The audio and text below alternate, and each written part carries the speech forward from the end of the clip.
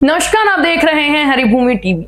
चीन में चल रहे एससीओ समिट के दूसरे दिन भारत के लिए एक बड़ी सफलता सामने आई। इस समिट के घोषणा पत्र में पहलगाम में हुए आतंकवादी हमले की कड़े शब्दों में निंदा की गई। सबसे चौंकाने वाली बात यह है कि इस दौरान पाकिस्तान के प्रधानमंत्री शहबाज शरीफ भी वहां मौजूद थे। घोषणा पत्र में साफ साफ कहा गया कि इस हमले के अपराधियों, आयोजकों और उन्हें समर्थन देने वालों को सजा दिलाना जरूरी है।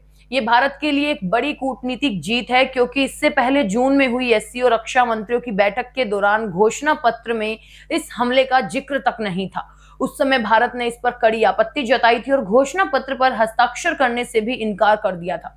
भारत के इस कड़े रुख का असर अब जाकर दिखा है।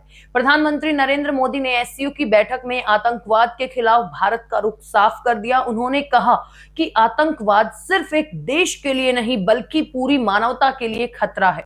मोदी ने पहलगाम हमले का जिक्र करते हुए उसे आतंकवाद का सबसे पुराना रूप बताया। पीएम मोदी ने सीधे सवाल उठाया कि कुछ देशों को आतंकवाद का खुला समर्थन देने की छूट क्यों मिल रही है।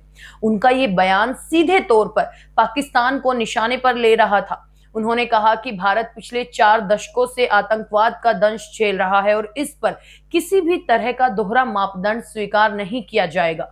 एससीओ समिट के दौरान प्रधानमंत्री मोदी और रूस के राष्ट्रपति व्लादिमीर पुतिन के बीच द्विपक्षीय वार्ता भी हुई और दोनों नेताओं ने यूक्रेन संकट सहित कई महत्वपूर्ण मुद्दों पर चर्चा की। पुतिन ने यूक्रेन मुद्दे को हल करने के लिए भारत और चीन के प्रयासों की सराहना की। बैठक से पहले दोनों नेताओं को एक ही कार में जाते हुए देखा गया, जो दोनों देशों के बीच मजबूत संबंधों को दर्शाता है। इसके अलावा मोदी, पुतिन और चीन के राष्ट्रपति शी जिनपिंग को एक साथ मंच पर देखा गया, जिसे ट्रायो डिप्लोमेसी के रूप में देखा जा रहा है।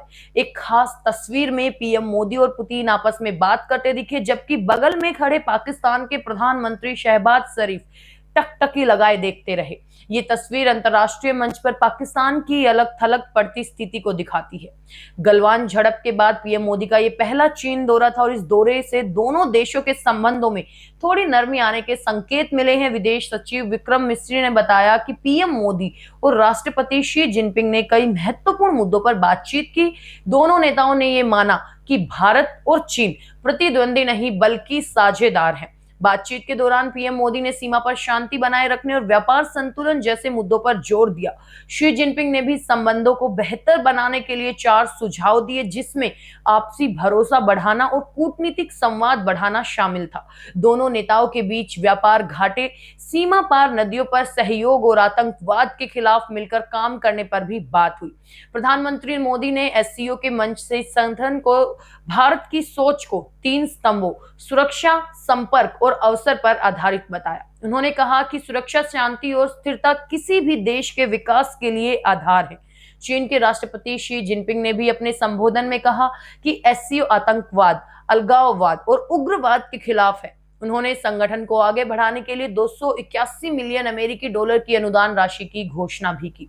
ये समिट न सिर्फ सदस्य देशों के लिए महत्वपूर्ण है, बल्कि अमेरिका के नेतृत्व वाले वैश्विक व्यवस्था के खिलाफ एक नए मंच के रूप में भी देखा जा रहा है। इस समिट में 20 से ज्यादा देशों के नेताओं ने हिस्सा लिया, जो इसकी बढ़ती वैश्विक अहमियत को दर्शाता है। कुल मिलाकर ये एससीओ समिट भारत के लिए कई मायनों में सफल रहा। खासकर आतंकवाद के मुद्दे पर भारत की जीत ने अंतर्राष्ट्रीय मंच पर की स्थिति को और मजबूत किया। आपको यह रिपोर्ट कैसी लगी, हमें कमेंट बॉक्स में जरूर बताएं।